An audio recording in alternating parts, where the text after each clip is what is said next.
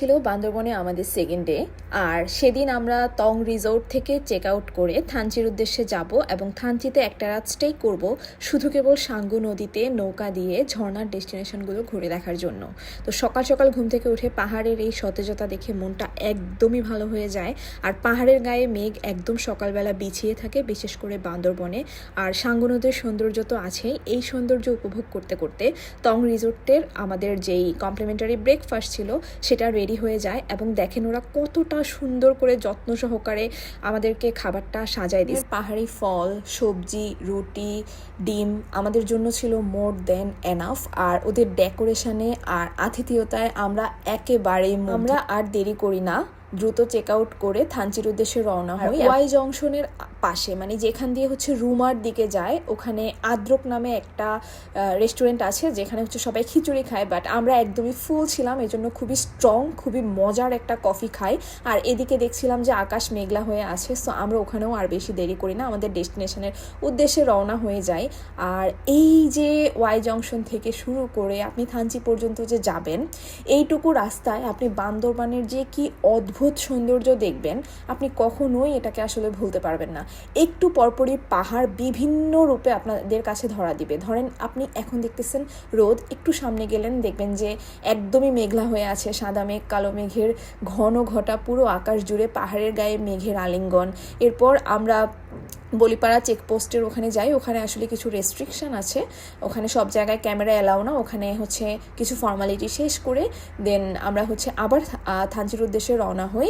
আর মাঝে মাঝে কিছু কিছু জায়গায় হচ্ছে আমরা থেমে থেমে এই সুন্দর ভিউগুলা নিই।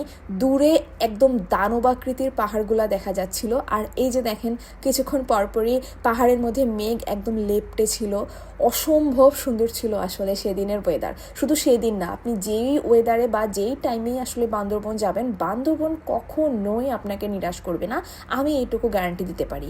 ফাইনালি আমরা পৌঁছে যাই সীমান্ত অবকাশে। অনেক দ্রুত রাত নামে, এই জন্য আমি সেদিন দুপুরে খাই নাই পর্যন্ত। যত দ্রুত সম্ভব এসে ড্রেস চেঞ্জ করি এবং এর মধ্যে বৃষ্টি শুরু হয়ে যায় এবং আমরা থানচি বাজারে গিয়ে নৌকার খোঁজ করতে থাকি। তো অনেকক্ষণ হচ্ছে কথাবার্তা বলার পরে হেল্প নিয়ে একটা নৌকা ভাড়া করি, যেটা আসতে 1 ঘন্টা এবং যাইতে 1 ঘন্টা, টোটাল 2 ঘন্টায় আমাদেরকে সবচেয়ে কাছের ঝর্ণা, যেটা নাম হচ্ছে চিংড়ি ঝর্ণা, সেখানে নিয়ে যাবে। বেলা ছিল না, না হলে আমি হচ্ছে আরও দূরে যাইতাম, যেমন কুমারী ঝর্ণা, আরও অনেকগুলা ঝর্ণা আছে যেগুলা কিনা আরও অনেক বড় এবং অনেক বেশি গহীনে এবং অনেক ট্রেকিং করতে হয়। ভিডিওটা দেখতেছেন, আমি তাদেরকে উদ্দেশ্য করে বলবো যে জীবনে একবার হলেও থানচি থেকে সাঙ্গু নদী দিয়ে পাহাড়ের মাঝখান দিয়ে দিয়ে এই ঝর্ণার ডেস্টিনেশনগুলোতে যাবেন। আমি কথা দিতে পারি বা গ্যারান্টি দিতে পারি যে এইটা আপনার জীবনের সবচেয়ে অ্যাডভেঞ্চারাস এবং সবচেয়ে সুন্দর মুহূর্ত হয়ে থাকবে। নাও ওই মুহূর্তগুলোর কথা ভাবলে আমার অন্তরে অন্যরকম একটা প্রশান্তি কাজ করে। কতটা সৌন্দর্য আপনি দেখতে পারবেন, আপনার 2 চোখে কত সৌন্দর্য ধরবে আমি জানি না, কিন্তু এই সৌন্দর্য আপনি আগে কখনোই দেখেন নাই। এই অ্যাডভেঞ্চার কোটি কোটি টাকার চাইতেও বেশি মূল্যবান। প্রশান্তিময় বাতাস, এই নীল আকাশ, এই সাঙ্গু নদীর স্বচ্ছ পানি, 2 পাশে আদিবাসীদের গ্রাম আপনাকে নতুন করে বাঁচতে শেখানোর জন্য যথেষ্ট। যতই টক্সিসিটি আপনার লাইফে থাকুক, আপনি এখানে আসার পরে আসলে নতুন করে নিজেকে খুঁজে পাবেন এবং এক রাশ মন ভালো করার অনুভূতি নিয়ে আপনি ফিরতে পারবেন। এতটুকু আমার পক্ষ থেকে 100% গ্যারান্টি।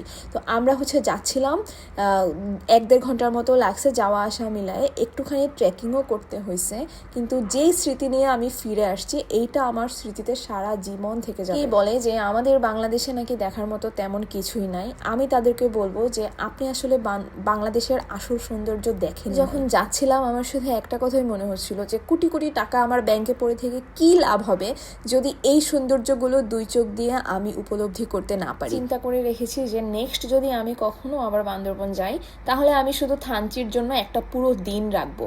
মানে আমি একদম সকাল থেকে সাঙ্গু নদী দিয়ে ঘুরে ঘুরে ঝর্ণার বিভিন্ন ডেস্টিনেশনগুলো কভার আপ করার চেষ্টা করব। আমি মনে করি যে এই সৌন্দর্য দেখার পরে বা এই অনুভূতিগুলো নেয়ার পরে মরে গেলেও শান্তি। অবাক হয়ে শুধু দেখছিলাম যে আল্লাহ তাআলার কি অপরূপ সুন্দর নিখুঁত সৃষ্টি, সুবহানাল্লাহ। বেশিক্ষণ সেখানে থাকতে পারি নাই, কারণ সন্ধ্যা হয়ে যাচ্ছে। পাহাড়ে অনেক দ্রুত অন্ধকার নামে বা সন্ধ্যা নামে, আর ঝর্ণার আশেপাশের পরিবেশটা একদম সব জায়গার পরিবেশের চাইতে আলাদা।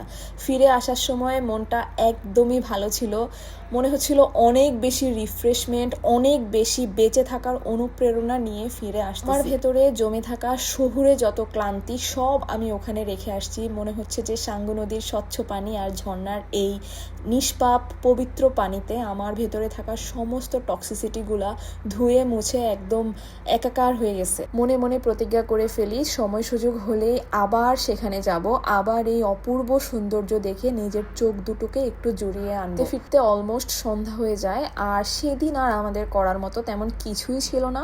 পরের দিন আমরা কক্সবাজারের উদ্দেশ্যে চলে যাই। বাজারে আসলে কোনো ওইরকম অ্যাডভেঞ্চারাস কোনো কিছু নাই, জাস্ট দিনের বেলা এই ভিউটাই